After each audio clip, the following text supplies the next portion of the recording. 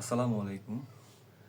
আগামী ঈদুল ফিতর উপলক্ষে আমরা পরিকল্পনা করেছিলাম কিছু অসহায় হতদরিদ্র মানুষের জন্য সামান্য পরিমাণে ঈদ উপহার বিতরণ করব।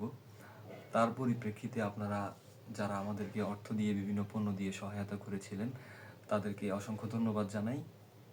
আমাদের এই পর্যন্ত যে পরিমাণ ডোনেশন এসেছে সেটা থেকে আমরা 15টি পরিবারের মধ্যে এবারের ঈদ উপহারগুলো দিচ্ছি। চলুন এবার দেখে নেওয়া যাক আমাদের এই প্যাকেজটাতে, ঈদ উপহারটাতে একটি পরিবারের জন্য কি কি জিনিস থাকছে। 4.5 কেজি চাল, 1 কেজি মসুর ডাল, 1 কেজি বুটের ডাল, 1 কেজি চিনি গুঁড়া চাল, 1 লিটার তেল, 1 কেজি লবণ, 1 কেজি চিনি, 1 কেজি সেমাই, 1 কেজি আলু, 1 কেজি পেঁয়াজ, 1 কেজি রসুন, আধা 1 কেজি দুধ পাউডার, 90 গ্রাম কিশমিশ, 90 গ্রাম বাদাম, একটি মুরগির মাংসের মশলা ও একটি ব্রয়লার মুরগি।